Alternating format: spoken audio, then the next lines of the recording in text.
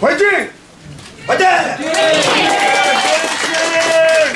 여러분, 제가 최근에 좀 이름이 좀 널리 알려지면서 여러 보도기관의 여러 기자님들이 저한테 인터뷰 요청을 많이 하고 있습니다. 그래서 저는 사실 전부 거절하고 있습니다. 왜냐하면 제가 보기에 지금까지 한국의 언론이 보여준 자세는 언론기관이 아니에요.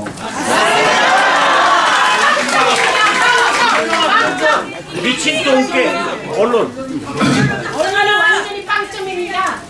김일성의 손자. 적어도 지난 2016년 10월 무렵부터 시작해서 아직까지 약 6개월이죠. 6개월 동안 우리 언론이 보여준 자세는 그거는 북한 공산정권의 보도 언론들하고 다를 게 아무것도 없어요.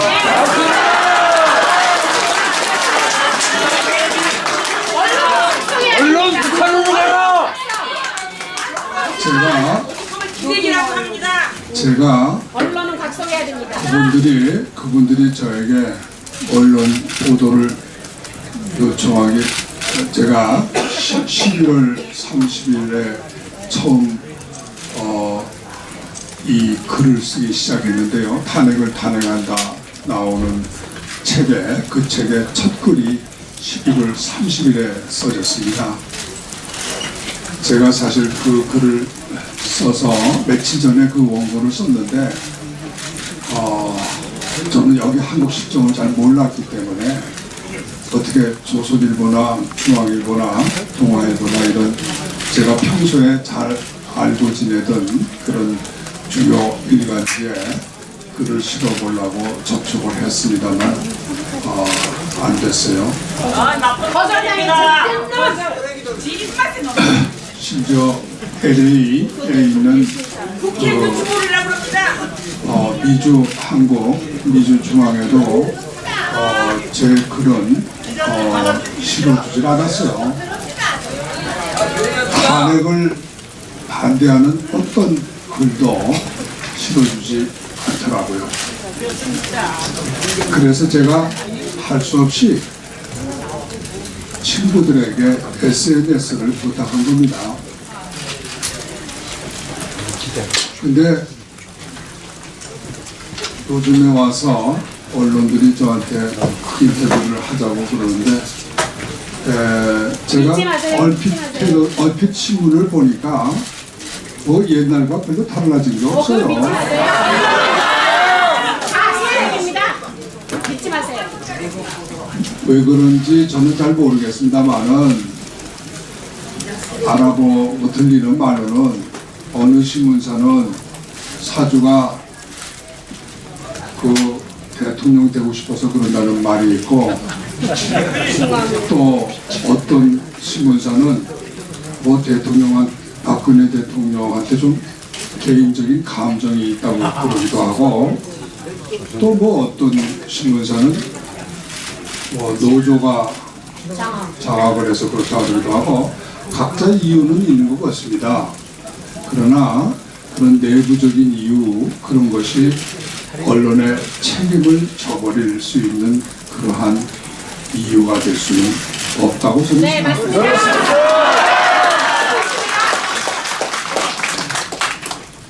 저는 그러나 그 언론을 이기는 방법을 최근에 많이 발견해냈어요.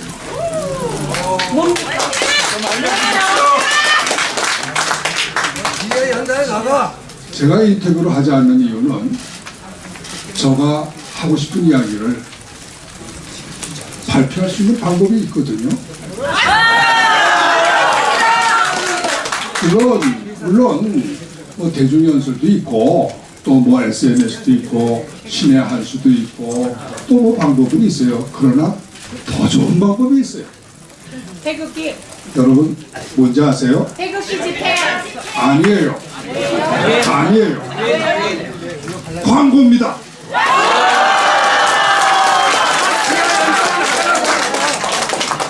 저는 미국에서 떠나기 전부터 광고가 이 언론사를 해방시킬 수 있는 이 언론사로부터 언론사를 우리 편으로 만들 수 있는 확실한 방법이라는 걸 깨달았어요.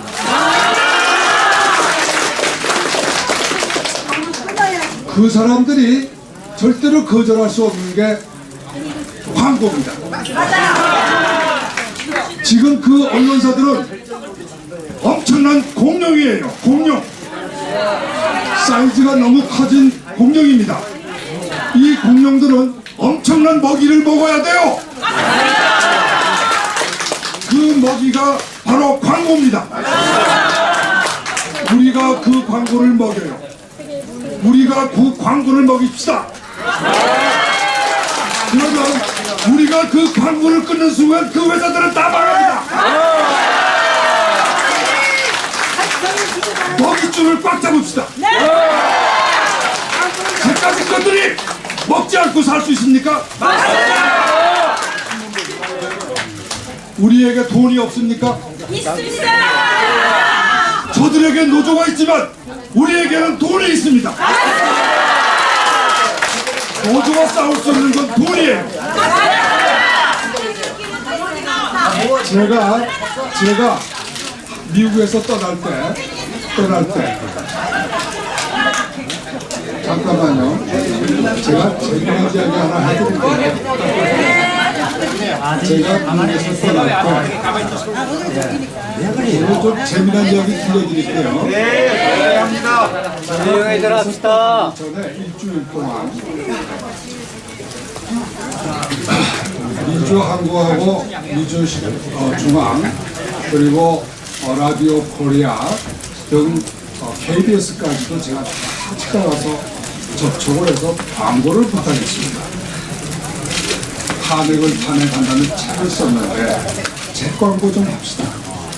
그 사람들이 아주 저를 갖다 광고부에 좋은 의자에 앉혀서 열심히 제 광고를 사주더라고요. 일주일 동안에 각 회사마다 1,500불에 돈을 주기로 하고 책 광고를 계약을 했습니다. 탄핵을 탄핵한다는 책 광고죠. 저는 정치적인 주제를 한 게 아니잖아요. 책 광고 한 거 아닙니까? 제목이 이상하게 탄핵을 탄핵한다는 제목이 그럴 거지. 책 광고예요. 그러니까 그 사람들도 거절할 수가 없죠. 유일하게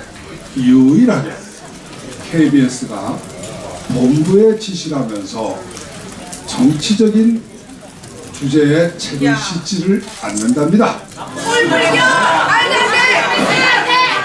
KBS 광고는 취소를 당했습니다. 그러나 나머지 신문사와 라디오는 저희 책 광고를 받아주었어요. 지금 그 책 광고에 물론 들어간 돈은 그래서 저는 KBS 대신에 다른 데를 또 광고를 해서 전부 6,000불의 돈이 들어갔습니다. 그런데 그 책이 그동안에 2,000부가 팔렸어요. 또 팔리고 있어요, 지금도. 그래서 저는 그 책값이 팔리면 다시 그거를 그 광고비로 또 내고 있습니다.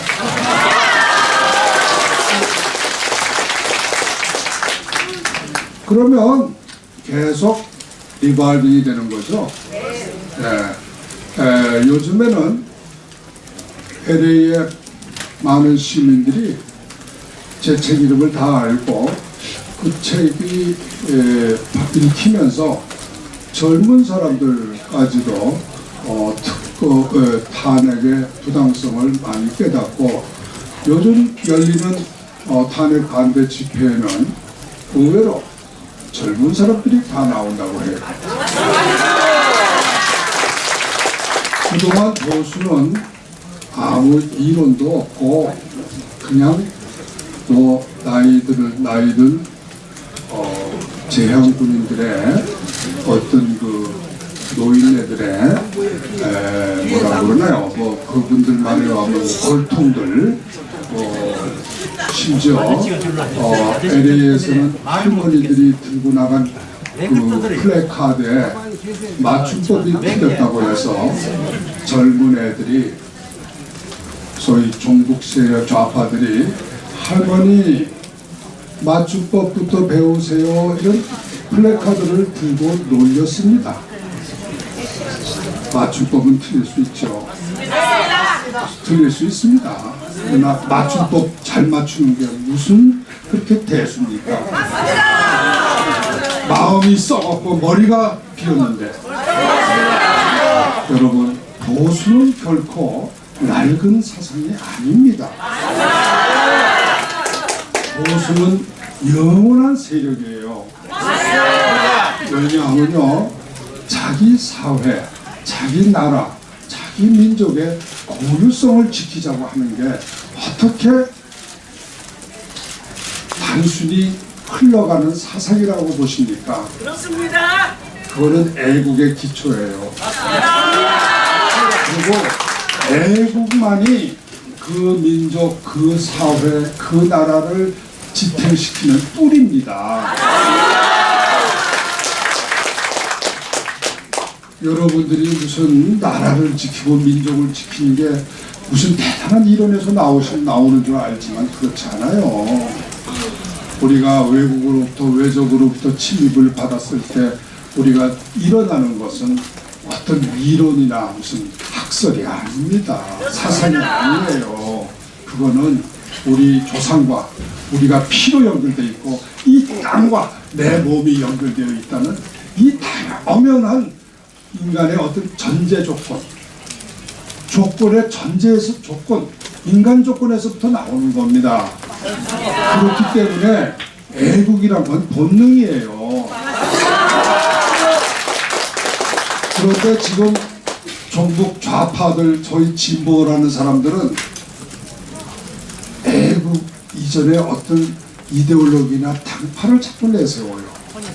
저는 그게 참 생각이 짧다고 봅니다. 모든 것은 저는 법조인들 모두 그랬어요. 국제법에는 국경이 없다. 그러나 국내법에는 모두 국경이 있는 것이다. 자기 나라 헌법의 뿌리를 모르면서 무슨 법을 논하냐. 우리나라 대한민국의 헌법은 이승만 대통령이 만든 거다. 이승만 대통령의 건국정신을 모르면서 어떻게 한국법을 안다고 소리치냐. 김일성의 헌법이 좋으면 김일성 북으로 가야 돼요.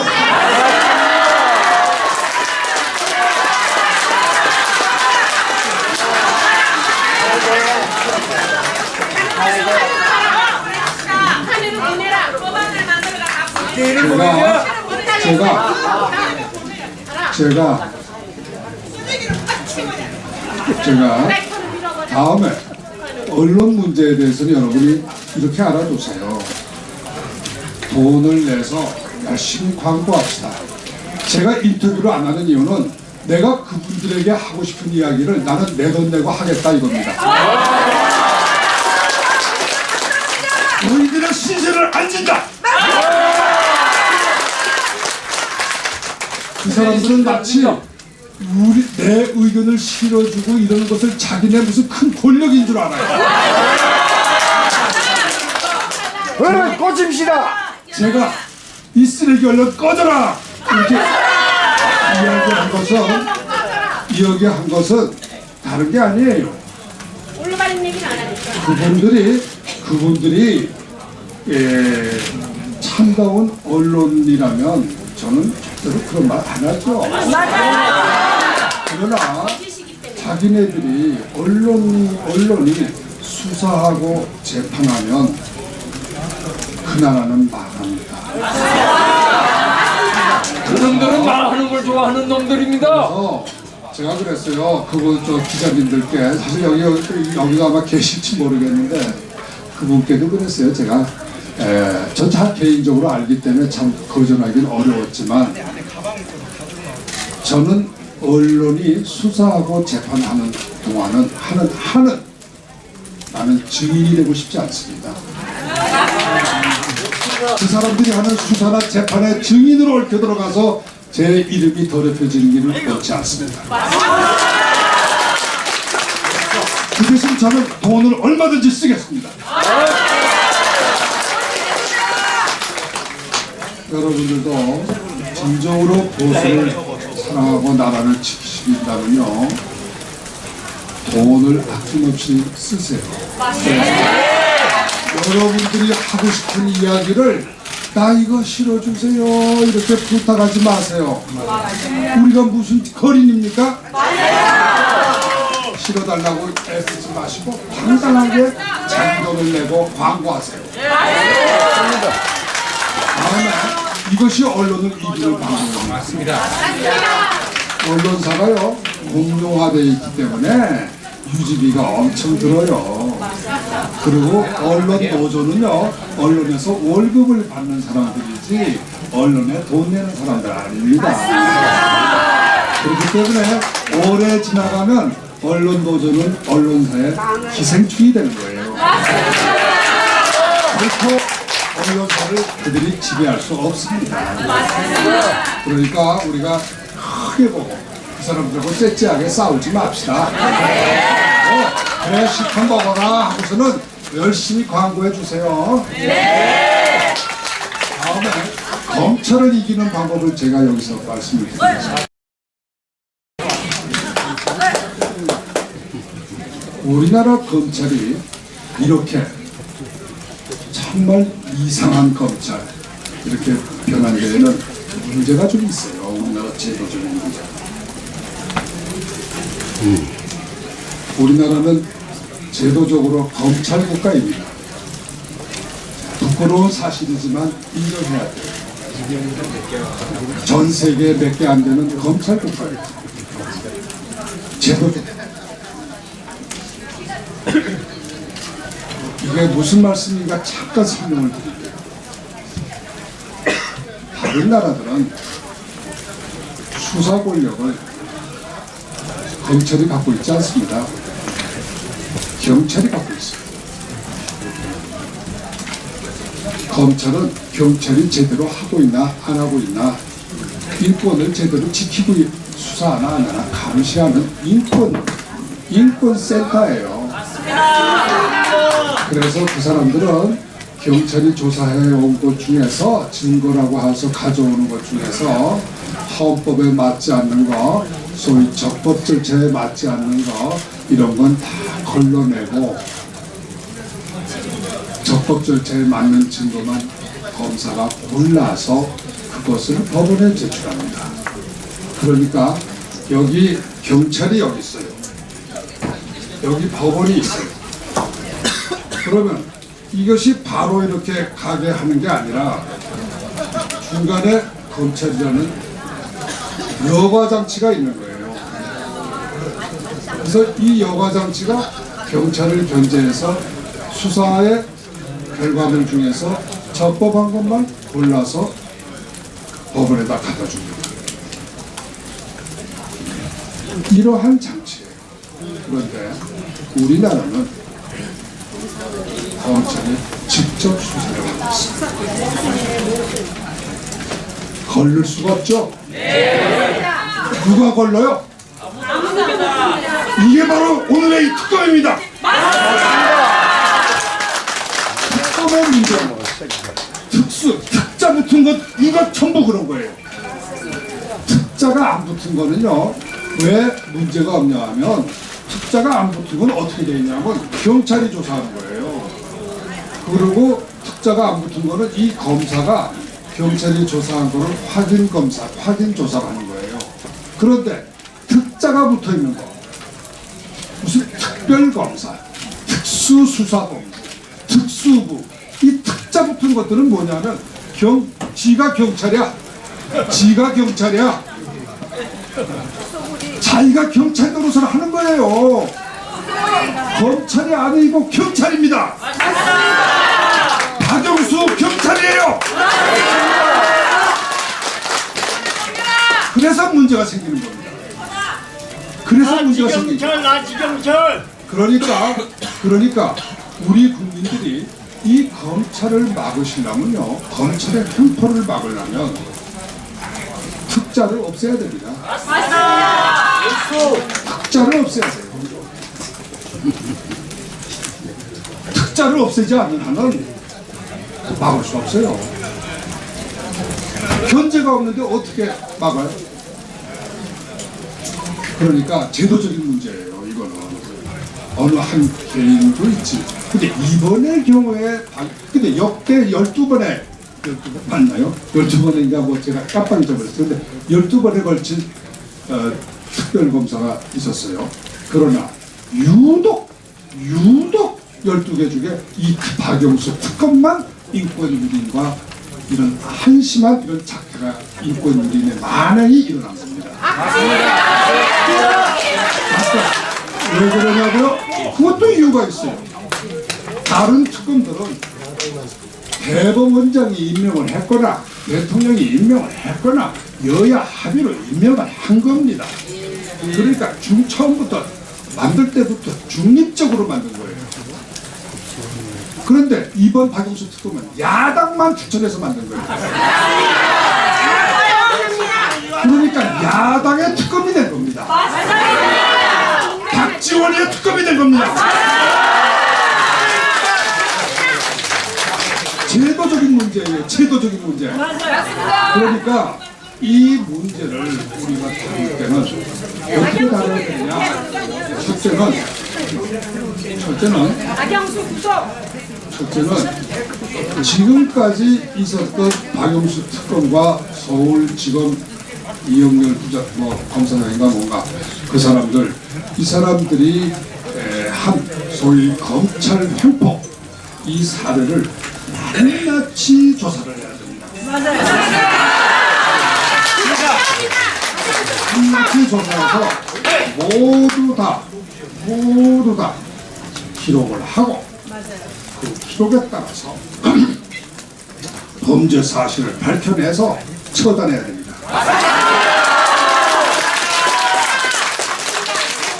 그렇게 하지 않으면 이러한 횡포는 되풀이돼요.